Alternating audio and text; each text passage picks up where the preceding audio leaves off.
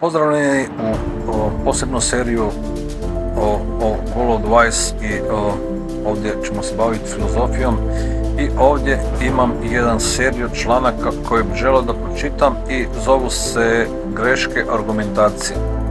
Evo pa da počnem. Ovo je nastalo na blogu od autora Đorđa Cvetkovića i počinje sa citatom, dakle, čovječanstvo još uvijek nije naučilo kako da izbjegne rat, kako da odgovori na vidove psihološke manipulacije koji rat čine mogućim. Citat od Neil Noddingsa, interesovanje njegovo je bilo filozofija, obrazovanja i etika. I prvi dio greške argumentacije počinje ovako. Dakle, prva greška argumentacije je lažna dilema.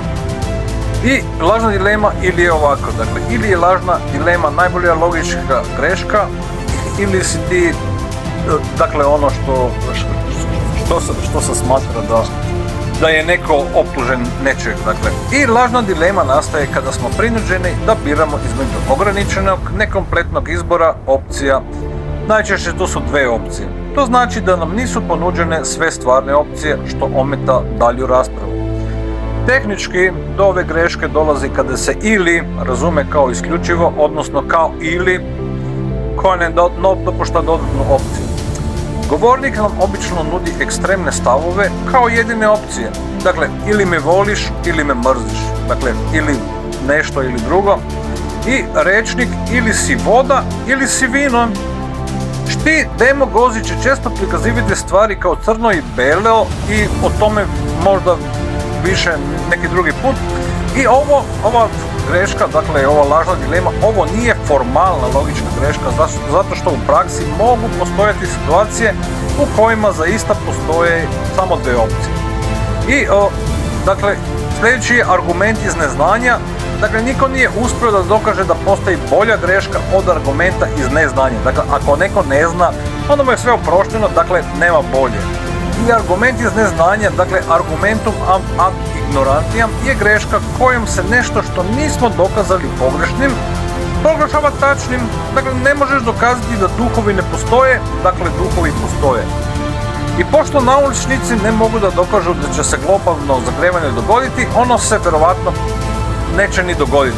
Dakle, to je neko argument iz neznanja jer čini se jer se ne zna za ovo. Dakle, zaključuje čovjek da se možda neće ne dogoditi. Dakle, i sljedeći primjer je da ne može dokazati da x nije, dakle x jeste. Ako nešto nije, znači da jeste. I dakle, ovo ide dakle dalje klizavom nizbricom, pogrešna upotreba operatora ako onda, i da bismo dokazali pogrešnost određenog tvrđenja iz njega izvlačimo niz mogućnih, a za nas neprihvatljivih događaja. I ovo ide ovako, dakle da daš nekome prst, a on hoće celu šaku. Ako nastaviš da lažeš, sigurno ćeš početi da kradeš, a svi koji krade završavaju u zatvoru. Ako završiš u zatvoru, nalazi se na sigurnom putu da načiniš ozbiljan prekršaj, zbog koga će te pogubiti. I, dakle, sljedeći primjer je kompleksno pitanje. Da li si prestao da tuče svoju ženu ili da ćeš konačno priznati da je kompletno pitanje najbolje sredstvo manipulacije? I kompleksno pitanje nastaje kada dve nepovezane stvari spajamo kako bismo ih tretirali kao jedno. I ove, dakle, kao što vidimo u svakom odnosu, dakle, kad je nešto u pitanju, dakle, i kada je pitanje hoće li prestaniti da me varaš. I ovo pitanje se može podeliti na dva. Da li si me varao ili da li ćeš prestati? Odgovorom sa da ili ne na kompleksno pitanje prinuđeni ste da ono prvo prihvatite kao istinito. I dakle, sljedeće je zašto su žene manje inteligentne od muškaraca? Ili da li ste rekli svojim roditeljima da ste homoseksualac?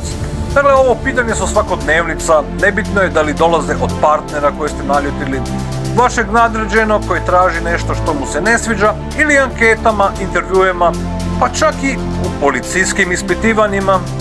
O efikatnosti ovih pitanja svedoči eksperiment u kome je na pitanje da li ste u sobi vidjeli peć koje nije bilo, 59% ispitanika odgovorilo je sa da. I to je ova prvi dio greška argumentacije koja se zove lažna dilema. Evo, nadam se da će ovaj niz blogova biti da će nekome koristiti i prijatno do sljedećeg puta. Vidimo se na ROPL kanalu i sretno.